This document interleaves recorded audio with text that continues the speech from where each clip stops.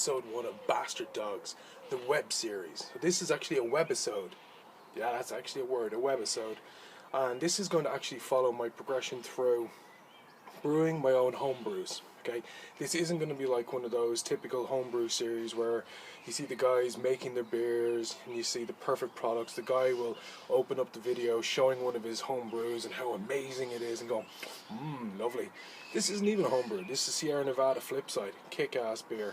Anyone who's tried it, it's amazing. It's like, just bear with me 1 second, I'll get this out of the way. I always need to do this. This is like a rampaging Californian redneck wearing Centennial, Simcoe and Citra jackboots and just taking them and like stomping a mud hole in summer beers and then walking that dry. It's brilliant beer. Anyway, now I've got my usual shtick out of the way. So yeah, this video series and this web series is going to be exclusively on YouTube. You'll also be able to see it on the official 11pmsomewhere.com website. And that's right, that's where you recognise the voice from, and this is what the face looks like, so now you know.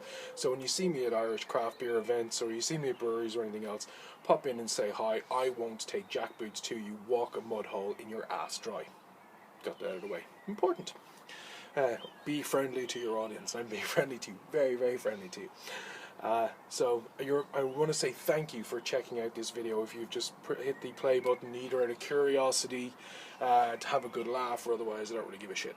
But thank you for actually hitting that play button. And if you've actually checked out the podcast as well, I want to say thank you very much for checking out the podcast. But anyway, getting on to this web series and the purpose of it. Purpose of it, like I said, is to sort of catalogue my journey through home brewing. For those of you who know, who've listened to the podcast, again, I'm going to make this reference on several occasions because there will be some crossovers to it as well. I started out with home brewing when I was a small little kid, around knee-high. Yep, that's me. And what happened was, when I was a kid, is that I used to help my mum do homebrew. She and my dad had a homebrew store called Brewers Delight, my hometown of Leixlip. And they used to do wine appreciation, teaching people how to make wine. That was a big thing in our house. How to make your own wine, how to make your own beer and everything else. And just being kind of that bit responsible about it as well.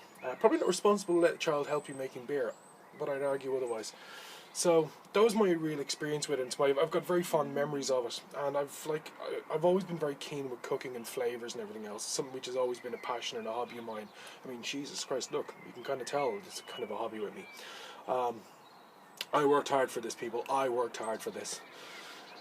So the thing with sort of flavours and everything else, it comes naturally. And craft beers tend to be very, very flavourful, and then you get beers where they want to put additional flavour components in there as well. Kind of drives things a bit further. So this was always going to be a natural thing for me, and I've always sat there and thought about what great combinations of things that go into beers. So I'd say I'm pretty reasonable, if not pretty good, at picking out flavours in beers and seeing what things work well together.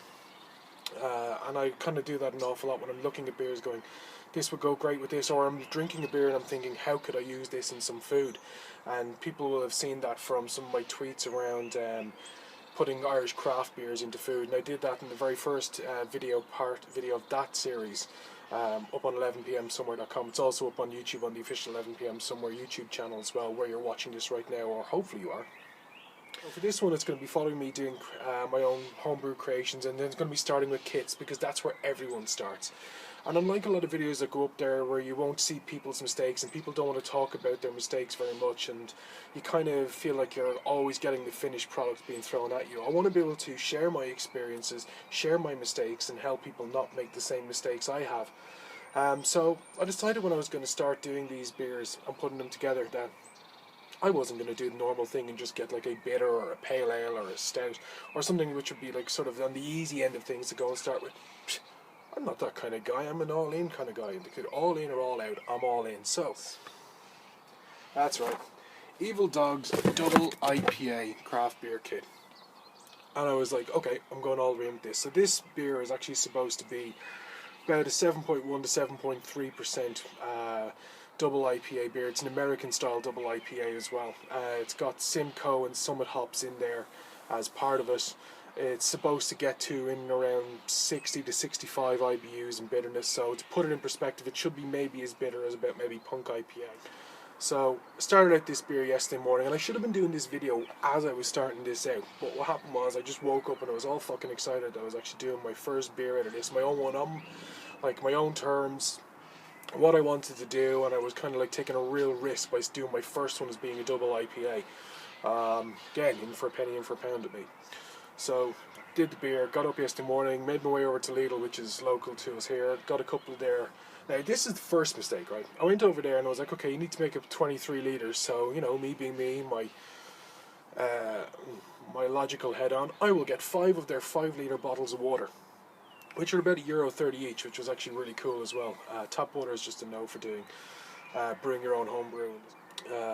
So I went and got that, and I did the wort. So with the whole hops thing, is going to be using 2 types of hops, which is going to be Simcoe and going to be Summit as well.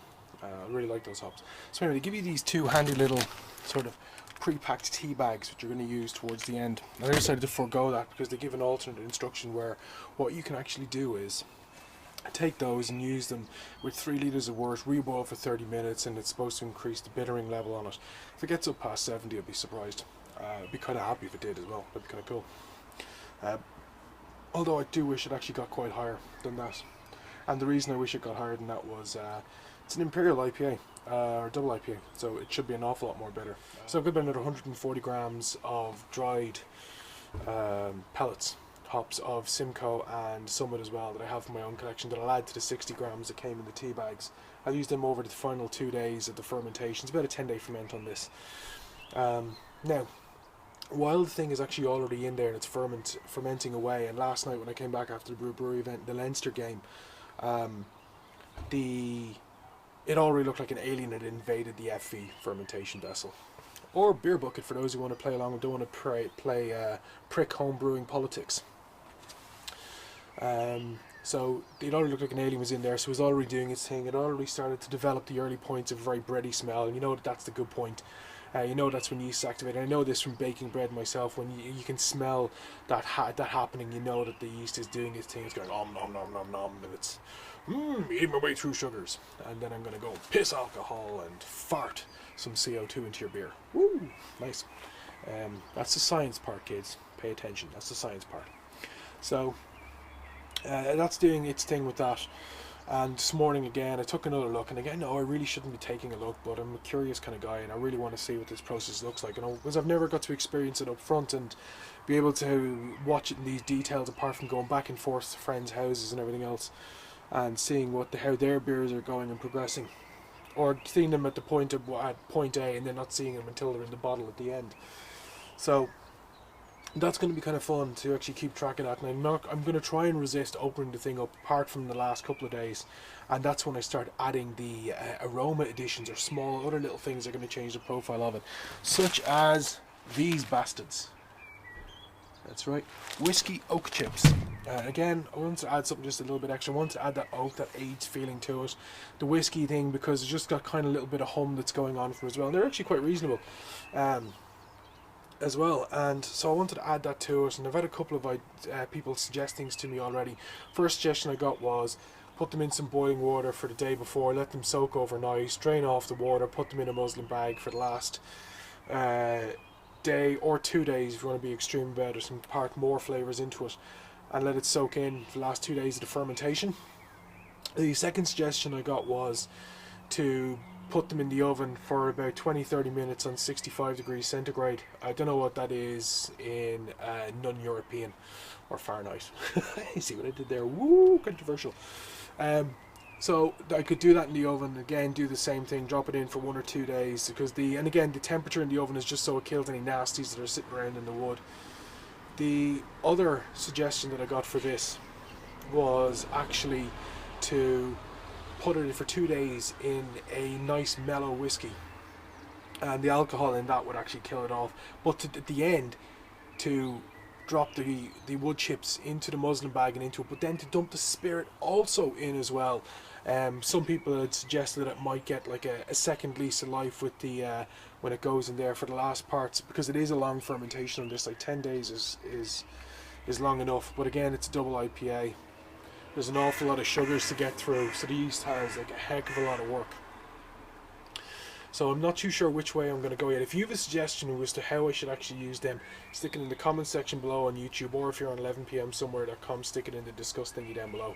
cool and let me know what you think.